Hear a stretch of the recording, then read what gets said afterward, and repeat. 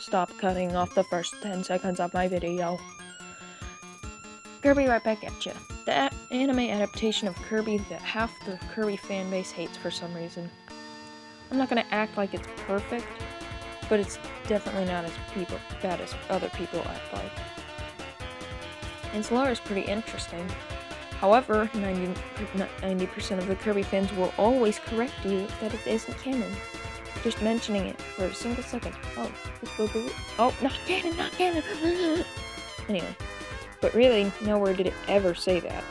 Many people claim that Sakurai said that it took place in an alternate universe, even though Sakurai doesn't even have a say in Kirby lore because he left HAL Labs.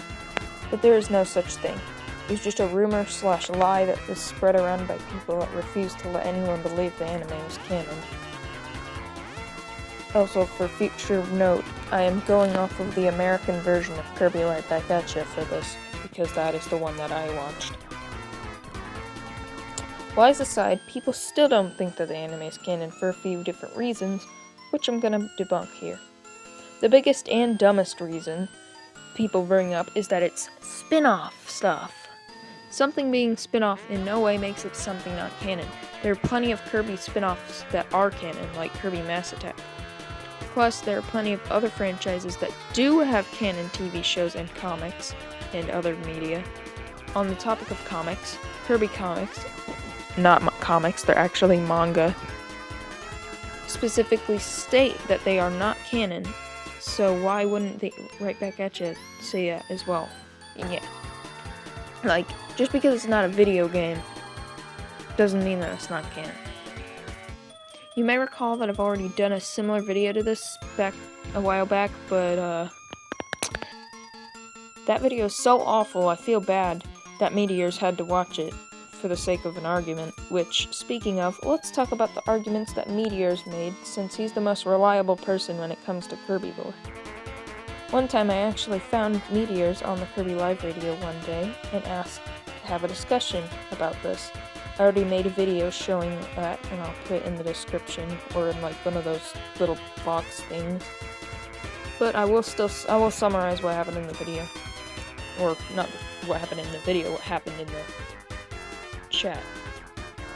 Pretty much he just said the same things he already said, instead of deconfirming any of my points. I already deconfirmed the points that you said in your videos. That's what I did in that video. So now you're supposed to deconfirm my points that are now, not the same ones that I already talked about and deconfirmed. He just said pretty much the same thing over and over again.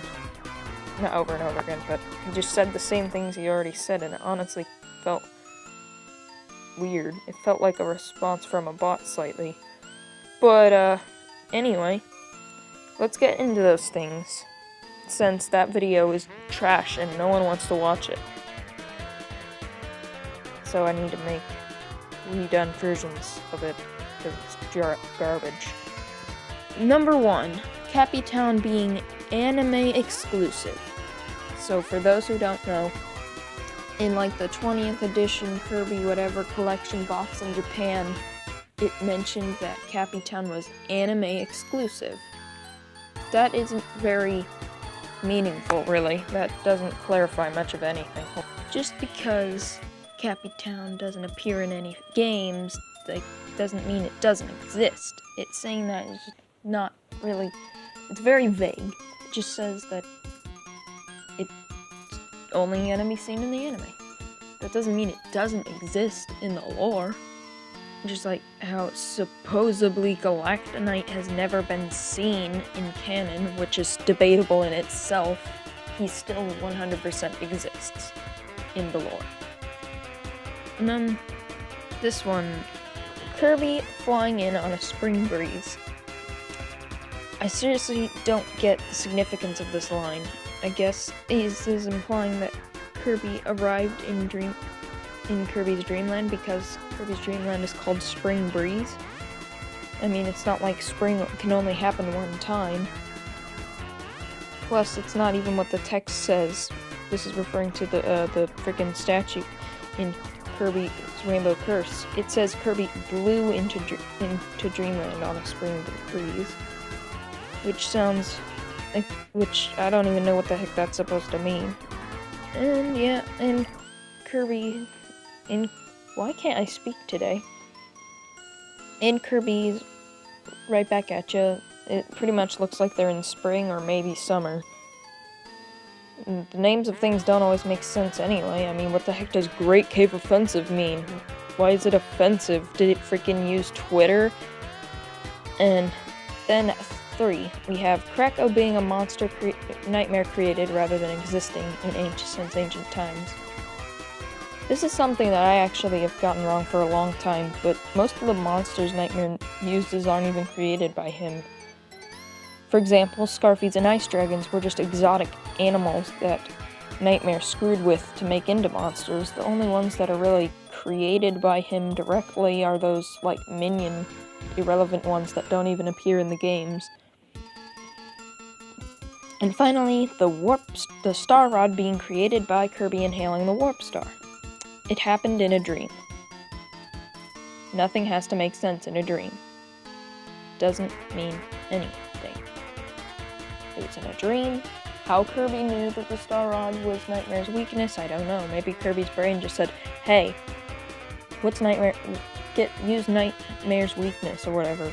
And I guess because Kirby is void, technically all-knowing, Kirby conscious just created the Star Rod because it can. Now for some few things that I came up myself to counter myself, but then I'm still gonna disprove them. But I mention them just so I can, because Meteor, of course, has the best arguments, but not the only ones, and I'm sure people will come up with more, and I'm fine hearing anyone's arguments. I'm still gonna try to debunk them, but I'll listen to it because it's not like everything can be perfect. Wispy Woods being a friend/minion in the games, but Dedede is trying to kill him in the anime. Let's be honest, Wispy is an idiot. Wispy Woods is just an idiot. He's oblivious in the anime. If the anime is canon, then he would also be an idiot in the main games. Wispy Woods' motives have always been a mystery in the main games. The most obvious difference... Oh wait, I forgot to type more about this. Pretty much, Wispy Woods is dumb in the anime.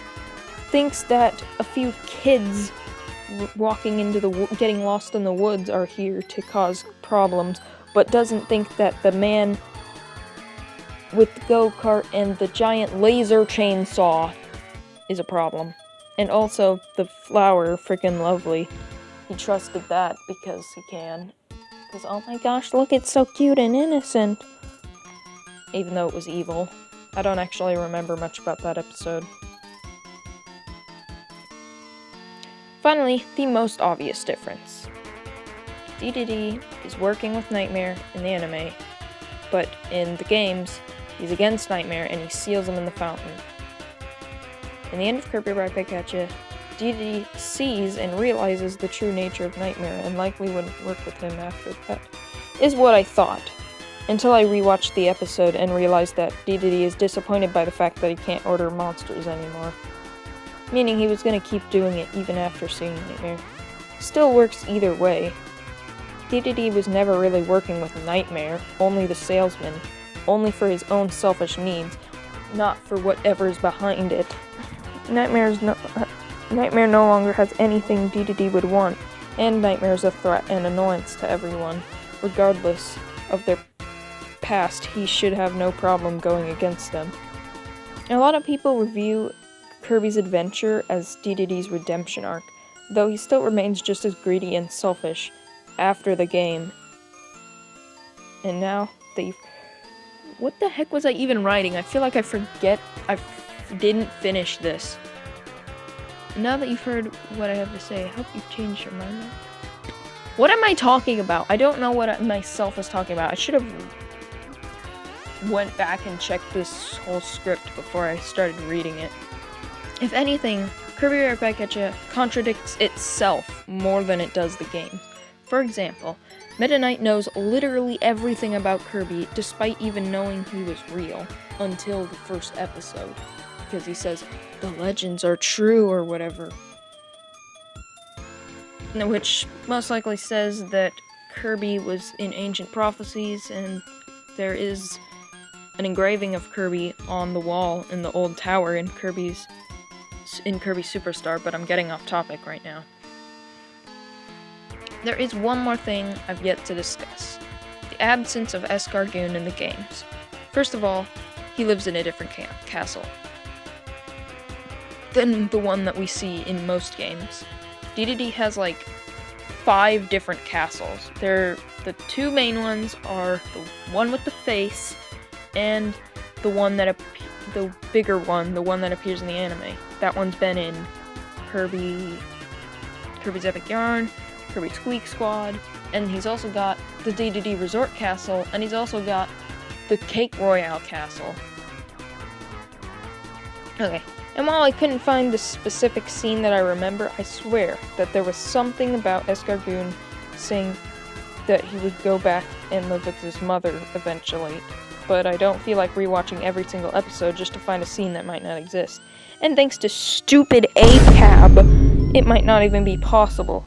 It probably isn't even there anymore.